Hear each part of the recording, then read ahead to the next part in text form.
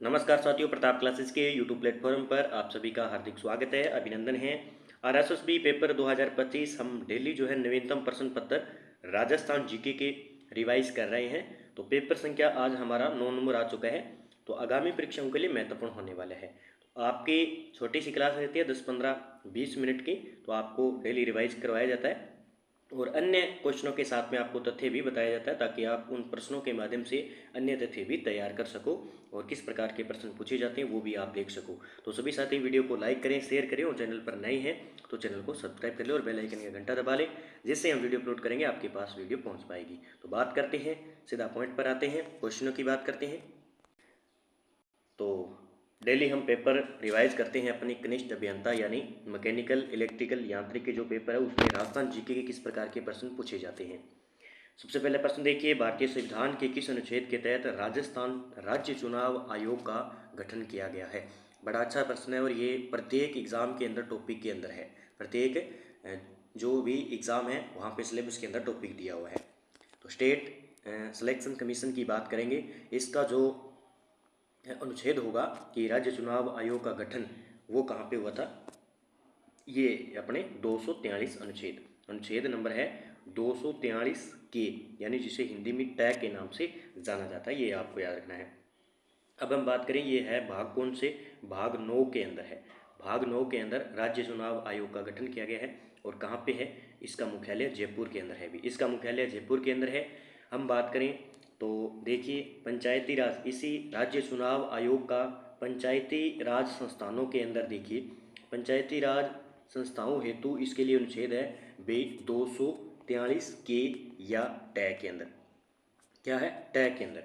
फिर आपसे पूछे नगरीय, कई बार प्रश्न पूछ लिए जाते हैं, नगरीय संस्थाओं के लिए जो अनुच्छेद है चुनाव आयोग का गठन है वो 243 जड ए, यानी क और ए क्या हो जाएगा, यह हो जाएगा। ये याद रखना है पॉइंट, क्योंकि कई बार प्रश्न इस प्रकार दे दिया जाता है। ठीक है। तो इसने पूछा कि भारतीय संविधान के किस अनुच्छेद के तहत राज्य चुनाव आयोग का गठन किया गया है, वो 243 के अंदर ही किया गया है, भाग 9 के अंदर। अगला प्रश्न है हमारा, राजस्थान खेजड़ी से संबंधित इस प्रकार के ही प्रश्न पूछे जा रहे हैं। प्रत्येक पेपर में ये ऐसा प्रश्न आया है। खेजड़ी का पेड़ राजस्थान के स्थानीय लोगों के लिए महत्वपूर्ण माना जाता है। खेजड़ी के पेड़ के बारे में निम्नलिखित में से कौन सा कथन सही यहाँ पे नहीं है। देखिए, सूखी परिपक्व फलियां जिन्हें स्थानीय रूप से खोखा कहा जाता है, बिल्कुल खोखो कहते हैं, में मीठा गूंदा होता है और यह खाने योग्य भी होती है और स्थानीय बच्चों द्वारा पसंद भी की जाती है। ये बिल्कुल सही है। यह पश्चिमी राजस्थान का सबसे प्रमुख पेड़ है, ये भी सही है। इसे वर्ष 1982-83 में राज्य वृक्ष घोषित किया गया था, तो ये भी सही है। और इसमें हम बात करें, क्वेश्चन नंबर की बात करें 4, क्वेश्चन नंबर का 4 हो जाएगा अपने डी नंबर। खेजड़ी की सूखी फीली फलियों को संग्रहित किया जाता है और साल भर खाना पकाने के लिए उपयोग किया जाता है, ये गलत है। ठीक है, खाना पकाने के लिए नहीं है, इसका जो है अचार डाला जाता है या सब्जी बनाई जाती है इसकी। ठीक है, तो साल भर तो खाना पकाने के लिए उपयोग में लाई जाती है, ये गलत हो जाएगा। तो इसमें सही नहीं है, वो डी नंबर हो जाएगा। 1982-83 में इसे राज्य वृक्ष घोषित किया गया, बिल्कुल याद रखना। राजस्थान का सबसे प्रमुख पेड़, मतलब इसे राजस्थान का क्या है, कल्प वृक्ष कहते हैं, ये प्रश्न आता है। राजस्थान का इसे क्या कहते हैं, कल्प वृक्ष के रूप में जाना जाता है। फिर हम बात करें तो ये डेट है, ये पूछी जाती है कि इसे राज्य वृक्ष घोषित कब किया गया। ये डेट याद रखना, 31 अक्टूबर 1983 को इसे घोषित किया गया। दूसरा प्रश्न ये बनता है कि दिवस कब बनाया जाता है खेजड़ली, वो भी डेट याद रखनी है। तो 12 सितंबर 1978 को जो है खेजड़ली दिवस बनाया जाता है। दोनों डेट अलग अलग है, दोनों याद रखनी है। आपसे पूछा जाए ऑपरेशन खेजड़ा चलाया गया था खेजड़ी की सुरक्षा के लिए, तो वो 1991 में चलाया गया था, ये भी याद रखना, ऑपरेशन खेजड़ा चलाया गया था। ठीक है, तो ये थोड़ी सी डिटेल है, वो आपको मैं बताता हूँ। आगे बात करते हैं प्रश्न की। देखिए, राजस्थान के एनाल्स और एंटीक्विटीज़ के लेखक का नाम बताइए। तो कर्नल जेम्स टोड की ये पुस्तक है, राजस्थान एनाल्स एंड एंटीक्विटीज़, ये आपको याद रखना है। अगला प्रश्न है, अपने जीवन के अंतिम वर्षों में संत मीराबाई जो है कहाँ चली गई थी। ये प्रश्न 2 बार ही आ चुका है। तो द्वारिका गुजरात के अंदर चली गई थी, ये आपको याद रखना है। कुछ दिन के लिए वृंदावन गई थी, लेकिन वहाँ से ये द्वारिका आ गई थी। 8 नंबर, पश्चिमी राजस्थान का लगभग कितना क्षेत्र मरुस्थलीकरण को से प्रभावित है। तो मरुस्थलीकरण की बात करेंगे तो यहाँ पे आंसर होगा 60% से अधिक से। यानी मरुस्थलीय प्रदेश की बात करें तो इसका क्षेत्रफल है 61.11%। यहाँ पे जनसंख्या निवास करती है 40%। ठीक है, और जिले आते हैं इसमें 16 जिले आते हैं। कितने? 16 जिले आते हैं। और वनस्पति यहाँ की कैसी है? कंटीली वनस्पति है। और जलवायु यहाँ की कैसी है? शुष्क व अर्ध शुष्क है। और मिट्टी यहाँ पे रेतीली मिट्टी है। बस इतना है और ज़्यादा कुछ नहीं है। अगला प्रश्न देखिए 13 नंबर, निम्नलिखित में से कौन राजस्थान में थेवा कला की परंपरा से जुड़ा हुआ है? थेवा कला की परंपरा से जुड़ा हुआ है तो महस सोनी परिवार जो है थेवा कला से जुड़ा हुआ है। और ये थेवा कला है अपने प्रतापगढ़ की प्रसिद्ध है, ये याद रखना है आपको साथ में। अगला देखिए 15 नंबर, निम्नलिखित में से कौन पश्चिमी राजस्थानी बोली नहीं है? पश्चिमी राजस्थानी बोली इसमें से नहीं है। 15 नंबर का आंसर होगा मेवाती। ठीक है, मारवाड़ी है, बागड़ी है और शेखावटी है। मेवाती बोली है अपने अलवर और भरतपुर पूर्वी साइड में बोली जाती है। मेवाती बोली भरतपुर के अंदर बोली जाती है। ठीक है, मारवाड़ी की बात करें, मारवाड़ी से ज़्यादातर प्रश्न आते हैं तो मारवाड़ी के जिले आते हैं जैसे जोधपुर है, बीकानेर है, जैसलमेर, पाली, जालोर, नागौर, सिरोही। इसी मारवाड़ी को मरु भाषा के नाम से जाना जाता है। इस नाम से मरु भाषा से। और इस मारवाड़ी का जो उद्गम होता है वो आरंभिक काल होता है वो 8वीं सदी का। ये बहुत बार प्रश्न आ चुका है, 8वीं सदी का। ठीक है, और मारवाड़ी के साहित्य के जो रूप को कहते हैं उसको डिंगल कहते हैं, ये भी याद रखना। ठीक है, क्या कहते हैं उसे? डिंगल कहते हैं। इसकी उत्पत्ति होती है गुर्जरी अपभ्रंश से। ठीक है, जैसे कुछ ग्रंथ में आप जैसे बताऊं, राजिया रसोरठा है, वेली कृष्ण रुक्मणी है, मूमल है, ढोला बनवड़ा है, ये सारी की सारी मारवाड़ी भाषा में लिखी हुई है। इसकी उपबोलियाँ बहुत ज़्यादा पूछी जाती है, जैसे जिले वाइज तो आपको याद होंगे, जैसे जोधपुर है, बीकानेरी है, वो तो है ही। उसके बाद एक थल्ली, दो ही चीज़ें याद रखनी है, थल्ली और डटकी, ये दोनों है इसकी उपबोली। और ये सीधा का सीधा ये आता है, थल्ली और डटकी मारवाड़ी की उपबोलियाँ हैं। अगला प्रश्न है हमारा कि निम्नलिखित में से कौन सा क्षेत्र लूणी नदी बेसिन से जुड़ा हुआ है? किससे? लूणी नदी बेसिन से जुड़ा हुआ है। और बार बार प्रश्न आ रहा है लूणी नदी से संबंधित। ठीक है, तो लूणी नदी का, तो इसका आंसर होगा अपने लूणी बेसिन से जुड़ा हुआ है नागौर जिला जुड़ा हुआ है। कौन सा जिला? नागौर जिला। सबसे पहले लूणी नदी की बात करें तो इसका उद्गम होता है नाग पहाड़ से। कहाँ से? नाग पहाड़ अजमेर से इसका उद्गम होता है। इसका संगम जो होता है वो कच्छ के रन में, कच्छ के रन गुजरात के अंदर इसका जो होता है संगम होता है, ये आपको याद रखना है। इसकी कुल लंबाई है 495 किलोमीटर। ठीक है, उसके बाद हम बात करें राजस्थान में इसकी लंबाई है 330 किलोमीटर, ये भी आपको याद रखना है। फिर हम बात करें तो ये प्रवाह क्षेत्र है इसका कितने जिलों में? 7 जिलों में इसका प्रवाह जिला है, ये भी याद रखना है। 7 जिलों में ये बहती है, अजमेर, नागौर, जोधपुर, ब्यावर, जोधपुर, बालोतरा, बाड़मेर और जालौर के अंदर नवीनतम जिलों के आधार पर। इस नदी पर जो बांध है वो कौन सा है? जसवंत सागर बांध, याद रख लेना। बांध परियोजना कौन सी है? जसवंत सागर बांध परियोजना, जो एग्जाम में पूछी जाती है। बस इतना आपको याद रखना है लूणी नदी के बारे में। अगले प्रश्न की बात करते हैं राज्यपाल से संबंधित। राज्यपाल के संबंध में निम्न कथनों पर विचार करना है। किसी राज्य के राज्यपाल को राष्ट्रपति द्वारा 5 वर्ष की अवधि के लिए नियुक्त किया जाता है। केवल 30 वर्ष से अधिक आयु के भारतीय नागरिकों ही पद नियुक्त किया जाता है, ये गलत हो जाएगा, स्पष्ट नहीं लिखा हुआ है। जिन बातों में इस संविधान द्वारा या इसके अधीन राज्यपाल से यह अपेक्षित है कि वह अपने कृत्यों या उनमें से किसी को अपने विवेकानुसार करे, उन बातों को छोड़कर राज्यपाल को अपने कृत्यों का प्रयोग करने में सहायता व सलाह देने के लिए एक मंत्री परिषद होगी, इसका प्रधान जो है मुख्यमंत्री होगा, ये बिल्कुल कथन सही है। तो इस सही कथन पर हम विचार करेंगे तो इसका आंसर होगा ए और सी। देखिए यहाँ पे राज्यपाल की हम बात करें तो राज्यपाल जो है, राज्यपाल का जो अपना कार्यकाल नागरिकता है वो है 35, आयु जो है 35 वर्ष है। यहाँ पे कितनी वर्ष है? 35 वर्ष की आयु स्पष्ट दिया हुआ है, ये आपको याद रखना है। अब मैं कुछ बातें आपको बता देता हूँ। जैसे मान लीजिए हम बात करते हैं अनुच्छेद 155 की। अनुच्छेद 155 में जो है राज्यपाल की नियुक्ति है। नियुक्ति किस में है? राज्यपाल की नियुक्ति अनुच्छेद 155 में। फिर हम 156 की बात करें तो 156 में जो है इसका कार्यकाल है। क्या है? 156 में इसका कार्यकाल है।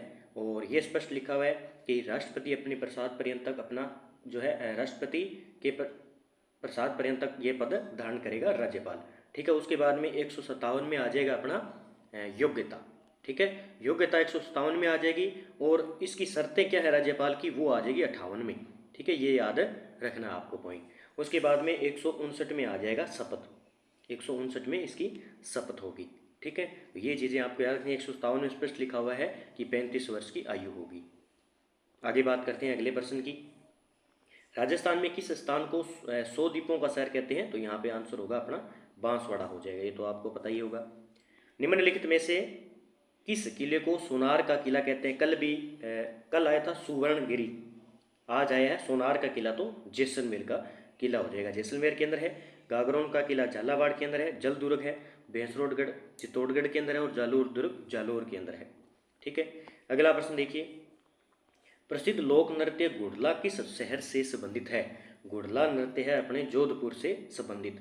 ठीक है, केवल जो है युवतियों द्वारा किया जाता है। ये बनाया कब जाता है? शीतलाष्टमी के दिन। शीतलाष्टमी से यानी चैत्र कृष्ण अष्टमी, अष्टमी से चैत्र कृष्ण अष्टमी से लेकर ये गणगौर, कहाँ तक? गणगौर यानी चैत्र शुक्ल 30 तक ये जो है त्यौहार बनाया जाता है। अगला प्रश्न हमारा 33 नंबर। निम्नलिखित में से कौन मारवाड़ के राठौड़ वंश से संबंधित नहीं है? यहाँ पे मालदेव है, हसमत वाला शासक जिन्हें कहा जाता है। राव रणमल है, मोटा राजा उदयसिंह हैं जिन्होंने मुगलों की अधीनता स्वीकार की थी। दूसरा बीका जो है वो बीकानेर के राठौड़ वंश के शासक है। तो यहाँ पे 1 नंबर आंसर हो जाएगा, ये आपको याद रखना। अब मारवाड़ के राठौड़ वंश की बात करें तो सबसे पहला शासक आता है राव सिंहा। कौन आता है? राव सिंहा सबसे शासक आता है, जिसे आदि पुरुष कहते हैं यानी संस्थापक कहते हैं राठौड़ वंश का। फिर एक व्यक्ति है रावचूड़ा, दोनों चीज़ें याद रखनी है। रावचूड़ा को वास्तविक संस्थापक कहते हैं, दोनों चीज़ें याद रखनी है। वास्तविक संस्थापक रावचूड़ा को और राव सिंहा को आदि पुरुष या संस्थापक कहा जाता है। अगला प्रश्न है हमारे पास 38 नंबर। निम्न में से कौन सा किला 12 शहर के पास परवन नदी के तट पर है? तो शेरगढ़ का किला, याद रख लेना। शेरगढ़ का किला परवन नदी के ऊपर स्थित है। अगला प्रश्न देखिए। राजस्थान का निम्नलिखित में से कौन सा क्षेत्र भारत में पेट्रोलियम भंडार के प्रमुख क्षेत्रों में से नहीं है? इनमें से देखिए, बाड़मेर में है, बीकानेर में है, जैसलमेर में, लेकिन झुंझुनू में है पेट्रोलियम भंडार क्षेत्र नहीं है। अब राजस्थान में हम बात करें तो 4 बेसिन है पेट्रोलियम बेसिन की। सबसे पहले मैं बात करूं तो बाड़मेर संचौर बेसिन, बाड़मेर संचौर बेसिन, ठीक है, जो बाड़मेर जालोर जिले में। दूसरा आता है जैसलमेर बेसिन, जैसलमेर बेसिन, ये जैसलमेर में आ जाएगा। तीसरा है बीकानेर नागौर बेसिन, बीकानेर नागौर, इसमें जिले आ जाते हैं श्रीगंगानगर, हनुमानगढ़, चूरू, बीकानेर, नागौर। और चौथा आ जाएगा विंध्यन बेसिन, जिसमें कोटा, बूंदी, बारा, झालावाड़ जिले आ जाते हैं। अब मैं एक चीज़ बताता हूँ कि बाड़मेर के अंदर तेल के कुओं के नाम हैं जो एग्जाम में पूछे जाते हैं, जैसे रागेश्वरी, ये पूछा गया है, कामेश्वरी, ठीक है, ये भी है कामेश्वरी, अंडेल, ठीक है। उसके बाद में विजया, ये भी पूछा जाता है। उसके बाद में भाग्य, ठीक है, भाग्या, बोथिया, ठीक है। और फिर है ऐश्वर्या, ऐश्वर्या, ऐश्वर्या और सरस्वती, ये वर्तमान जिले के हिसाब से पूछे तो बालोतरा, एक आता है ऐश्वर्या, ठीक है, ऐश्वर्या नाम भी है, और एक है सरस्वती। ये सारे के सारे क्या है? बाड़मेर में तेल के कुओं के नाम हैं जो आपके एग्जाम के लिए महत्वपूर्ण होने वाले हैं। अगला प्रश्न देखिए। निम्नलिखित में से कौन सी राजस्थान में रबी की फसल है? रबी की फसल कौन सी है इनमें से? इस प्रकार का प्रश्न आपको सेकंड ग्रेड में देखने को मिलेगा, पटवारी में, वीडियो में। तो 51 नंबर का आंसर होगा सी नंबर, तारामीरा एक रबी की फसल है। ठीक है, अगला प्रश्न देखिए। इसमें पूछा है कि हाँ या नहीं, हाँ हाँ पूछा है, बिल्कुल सही है। अगला प्रश्न 52 नंबर। गांधी सागर, राणा प्रताप सागर, जवाहर सागर किस नदी पर बने हुए हैं? ये चंबल नदी पर है। एक और आ जाता है अपना कोटा बैराज, ये सारे के सारे किस नदी पर है? चंबल नदी पर। वहीं बात करें गांधी सागर बांध, ये बना हुआ है एमपी के अंदर, बाकी सारे राजस्थान के अंदर है। ठीक है, अगला प्रश्न देखिए 57 नंबर का था हमारा डी, एक मिनट रुकिए,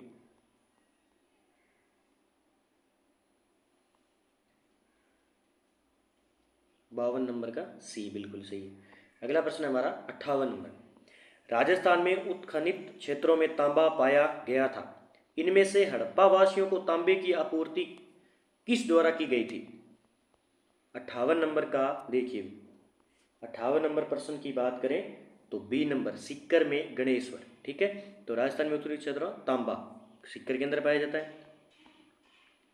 राजस्थान के प्रतापगढ़ की कौन सी कला प्रसिद्ध है जिसमें कांच के बीच में सोने का बारीक काम किया जाता है? थेवा कला हो जाएगा अभी। ठीक है।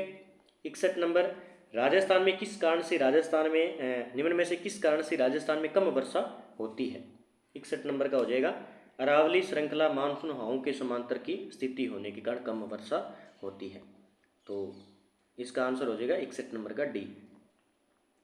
66 नंबर देखिए,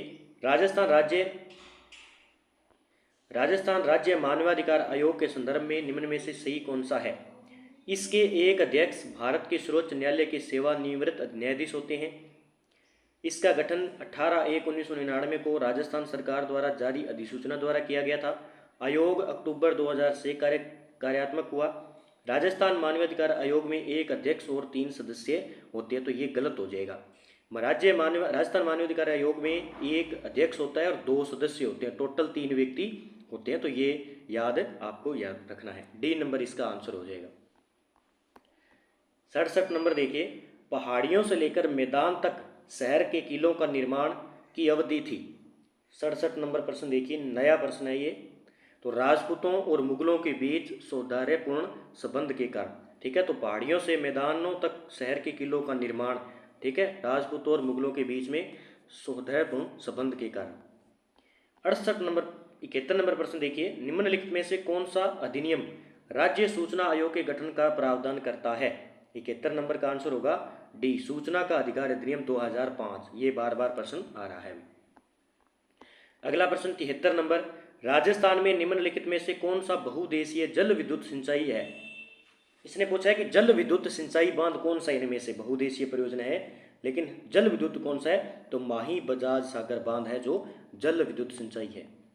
अगला प्रश्न देखिए 76 नंबर, निम्नलिखित में से कौन सी मिट्टी राजस्थान के अधिकांश भाग में पाई जाती है जिसमें जोधपुर, बीकानेर, शेखावटी, अजमेर शामिल है? तो कौन सी हो जाएगी? रेतीली मिट्टी हो जाएगी यहाँ पे। 76 का 1 नंबर। अगला प्रश्न देखिए, यदि कोई पंचायत भंग हो जाती है तो चुनाव उसके भंग होने के भीतर होने चाहिए, तो 6 महीने के भीतर।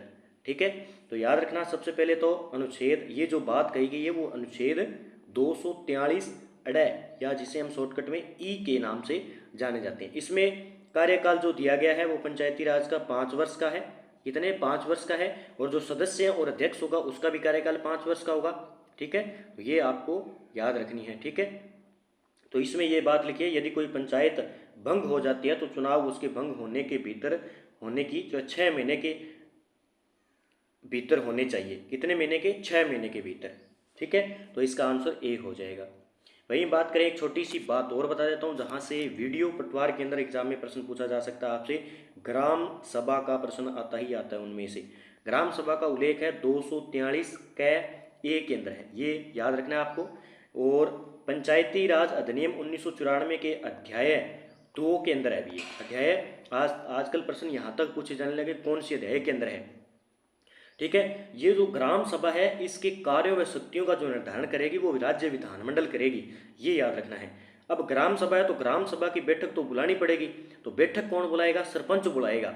सरपंच बुलाएगा और साल में 4 बैठकें बुलाएगा, सामान्यतः 4 बैठकें, लेकिन उसको कम से कम साल के अंदर 2 बैठकें अनिवार्य होनी जरूरी है, ये याद रखना है। और ये बैठक की जो सूचना है वो 7 दिन पहले दी जाएगी सरपंच को। अगर कोई आकस्मिक परिस्थिति आती है तो 3 दिन पहले उसको सूचना दी जाएगी। ये डिटेल थोड़ी सी याद रखनी है और यहाँ से प्रश्न आता ही आता है। अगला प्रश्न है 82 नंबर, राजस्थान से निकलने के बाद साबी नदी निम्नलिखित में से किस राज्य में प्रवेश करती है? बड़ा गजब का प्रश्न है और इंपॉर्टेंट प्रश्न कर लेना, ये आपने नहीं पढ़ा होगा अब तक। तो हरियाणा के अंदर एक स्थान है पाटौदी। पटौदी के अंदर ये विलुप्त हो जाती है। अब साबी नदी है तो साबी नदी का राजस्थान में उद्गम होता है अपने सेवर की पहाड़ियां जयपुर से, ये आपको याद रखना है। अगला प्रश्न देखिए, राजस्थान में निम्नलिखित में से किस प्रकार के वनों की प्रधानता है? तो राजस्थान में ढोकरे वन पाए जाते हैं, बी नंबर इसका आंसर हो जाएगा। ठीक है, तो 83 नंबर का आंसर होगा बी। अगला प्रश्न देखिए, राजस्थान सरकार ने वन कार्यक्रमों के विकास और संरक्षण को बढ़ावा देने के लिए वानिकी पुरस्कार शुरू किए, पुरस्कार की पहचान कीजिए। तो वानिकी पंडित पुरस्कार जो है संरक्षण को बढ़ावा देने के लिए स्टार्ट किए गए थे, बी नंबर आंसर हो जाएगा। प्रश्न नंबर है हमारा 85 का आंसर क्या होगा? B number. 86 नंबर, 74वें संशोधन अधिनियम 1992 के माध्यम से भारत के संविधान में कौन सा भाग है शामिल है? तो 86 का आंसर क्या हो जाएगा हमारा? B number. ठीक है, भाग 9A। अगला प्रश्न, किस नस्ल राजस्थान में कुल भेड़ आबादी का लगभग 45% हिस्सा है? कौन सी नस्ल का राजस्थान की जो भेड़ आबादी है उसमें 45% हिस्सा है? तो इसमें मारवाड़ी का। ठीक है, डी नंबर आंसर हो जाएगा 87 नंबर का। अगला प्रश्न देखिए, निम्नलिखित में से कौन सा शहर प्रस्तावित बठिंडा अजमेर ग्रीनफील्ड एक्सप्रेसवे सीधे लाभान्वित नहीं होता है जिला? तो 95 नंबर का आंसर होगा डी, अलवर नहीं होता है अभी। बिजोलिया के निम्नलिखित जागीरदार में से किसने तलवार बंधाई कर लागू किया गया था? बड़ा गजब का प्रश्न है। तो हो जाएगा पृथ्वी सिंह। किसके द्वारा? पृथ्वी सिंह, जो ठेकेदार था, जागीरदार था। 106, राणा कुंभा की कीर्ति स्तंभ प्रशस्ति में को विश्व घंटी पंचानन के रूप में संदर्भित किया गया है? तो प्रश्न नंबर हमारा है 106। 106 नंबर का आंसर होगा ए, राणा हमीर 1326 से 1364 तक। अगला प्रश्न देखिए 112, निम्नलिखित में से किस एकीकरण तिथि को ग्रेटर राजस्थान का गठन हुआ था? 112 का आंसर होगा ग्रेटर, तो बी नंबर हो जाएगा 30 मार्च 1949 को। अगला, राजस्थान के निम्नलिखित में से कौन सा पद्म पुरस्कार विजेता लघु चित्रकला से जुड़े हुए हैं? तो हो जाएंगे तिलक गीताई। 113 नंबर का तिलक गीताई।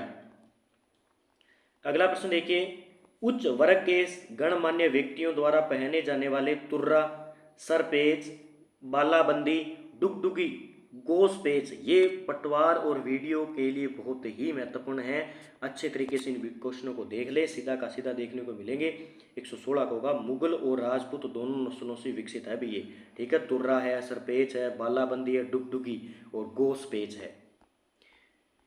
अगला प्रश्न देखिए, निम्नलिखित में से किसे महिलाओं और बच्चों के उत्थान और कल्याण के क्षेत्र में उत्कृष्ट योगदान के लिए पद्मश्री, पद्म भूषण और जमनालाल बजाज पुरस्कार से सम्मानित किया गया है?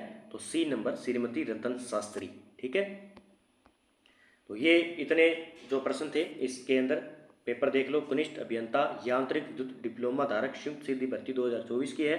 आंसर की 6/2025 को जारी हुई थी। F167 पेपर कोड है, आप डाउनलोड कर सकते हैं, देख सकते हैं। बाकी मैं प्रताप क्लासेस के ऐप पर सारे के सारे पेपर डाल रहा हूँ, साथ में आपको उत्तर भी लगे मिलेंगे और ज़्यादा टाइम आपको वेस्ट नहीं करना पड़ेगा। बस 5 से 6 मिनट में आप पूरा पेपर अच्छी तरीके से पढ़ दोगे, बस आपको रिवाइज करने होंगे। बाकी आप यूट्यूब पर डेली क्लास लगाते रहिए और अच्छे तरीके से पढ़ते रहिए। अन्य तथ्य मैं जो आपको बता रहा हूँ साथ साथ में वो भी आपको याद होता रहेगा। तो आगामी एग्जाम के लिए महत्वपूर्ण होगा, इसलिए आप इसको ज़रूर पढ़ें।